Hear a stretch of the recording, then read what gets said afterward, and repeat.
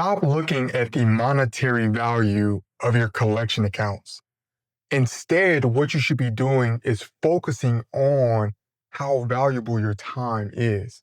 And so, what I mean by this is that often when I'm working with the client, they'll say, "Oh, I only have one collection account and it's only $300 from the collection account." Maybe it was a Canadian Tire collection account, but they dismiss it as if it's not important, as if it's not hurting their credit as much as a collection account that's worth $10,000 or $20,000.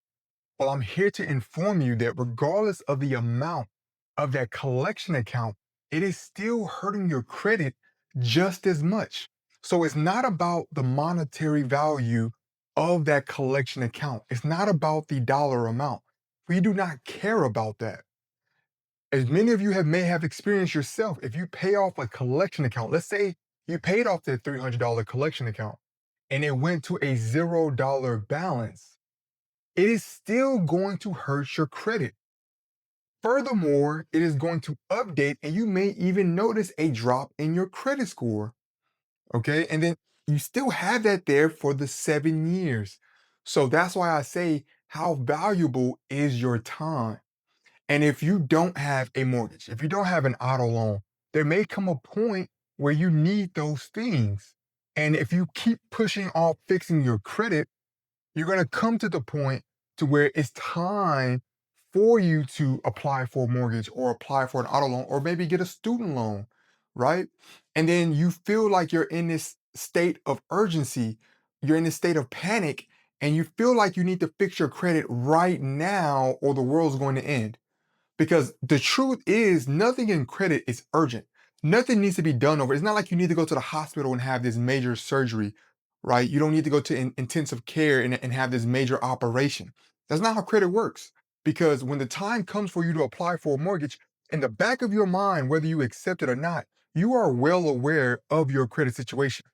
Because if before you submit that application, if you're a bit uneasy, that's you knowing your situation regardless of if you know the exact score or not, that feeling of uneasiness when you go and apply for a product, that is you knowing that your situation is not what it needs to be. So this took place well before you submitted that application. So again, I propose the question, how valuable is your time? Is your time not worth you taking the next year or two to start disputing those negative accounts off of your credit report? Because if not, if you choose not to take the next year or two working on your credit, you're not going to be able to get anything for the next 7 years anyway. Okay. And to all of those that say, well, I don't use credit, I only use cash, that's fine. But go ahead and in Canada, in today's market, go ahead and buy a house cash. So we have to take these things into consideration because at some level we need credit. I'm not telling people to go out there and just use credit every day, right? You need to have credit in every aspect of your life. But at some point, you're going to have to submit a credit application, regardless of who you are or what you think. So how valuable is your time? Because if you say, hey, I'm more focused on the amount, oh, this collection account is only worth $2, it's only worth $300, it's not that big of a deal. Okay, that $200 is it actually equates to 7 years if you were to do nothing on your credit report, right? Now you also have those from the train of thought that, oh, I will just pay off your debt. Again, I will repeat, you paying off the debt does not remove the collection account. Now, I do agree with the cap of you should have taken care of the account before it got to this point, but I also understand that mistake happens. Mistakes happen, people make mistakes, circumstances arise, and in a lot of situations that many people are not aware of, accounts get reported inaccurately, meaning that these collection companies will put information that is actually not true. They will falsify information. Now, this may sound new to you, or you may not even believe it, but this happens a lot. We have to put things into perspective. There's 40 million Canadians and only two credit bureaus. So we have two credit bureaus responsible for 40 million people. and you think that there are no mistakes, one of the most common errors that I constantly see is I see that clients with similar names have someone else's information on their credit report. So, for example, my name is Kenny. How many Kennys are there in Canada? Let's be realistic. Is your name common? There's a possibility that there's someone else's information could be on yours. We call this mixed match of information. But if you don't take the time to work on these things, it can hurt you for longer than what it really should. So again, I ask you the question, how valuable is your time? And when we look at credit, it's not about how much the debt is worth, how much debt it's about your time. Credit is a time leverage because instead of me having to save up $600,000 for a mortgage, I can leverage credit to save me time on having to come up with the $600,000. Instead, I can put 20% down. I could put 10% down, right? And I could even put 5% down depending on your current situation, on how much the value of the house is. Again, these things are constantly changing with the government. But I can put a lesser amount down and save myself the time, right?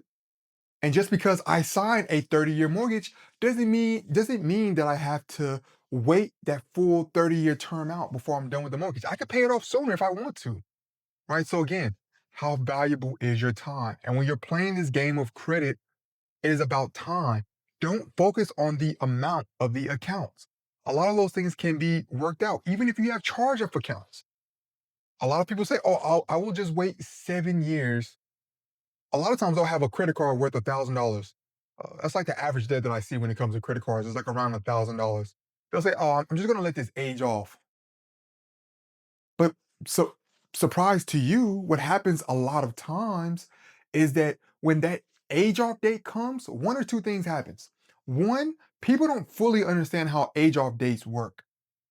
So when we are talking about age off, that is from the last date of activity, not from when you decided to no longer pay the account. So even when you stop paying the payments on that credit card account, that credit card provider is still updating information every single month.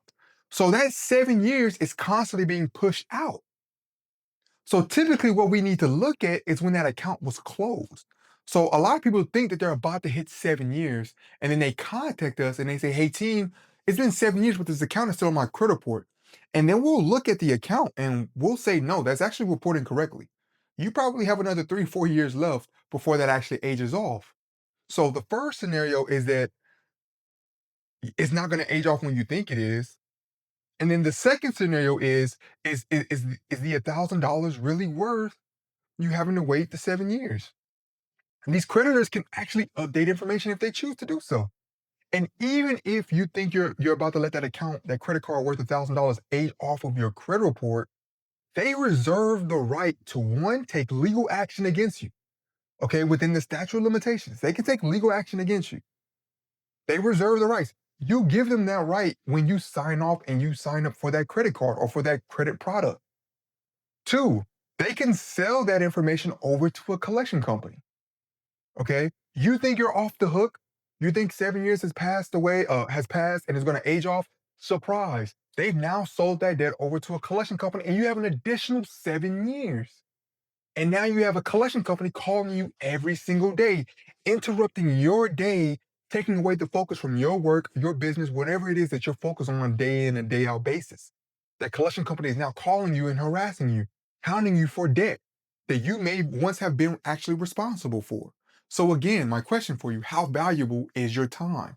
Let's stop focusing on the monetary value of the debt, but instead, let's focus on how valuable our time is. Because if you hold your time in high regard, and you really value your time, you are going to do whatever it takes to start the process to start fixing your credit because you understand how important credit may be.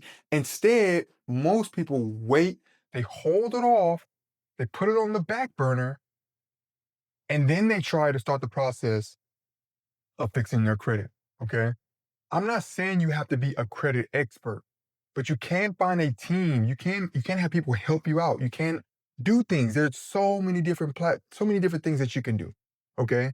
Here in my company, we help our clients dispute and remove negative derogatory accounts that cannot be verified. So, for example, if you have collection accounts If that collection company cannot produce proof of debt, we are able to dispute and remove that collection those accounts off of your credit report. So if they cannot come back with proof of debt, we'll dispute it for our clients. That's what we do, right? So we have clients that are nurses. We have clients that are they drive trucks. They're constantly on the road. They don't have time to do all of those things.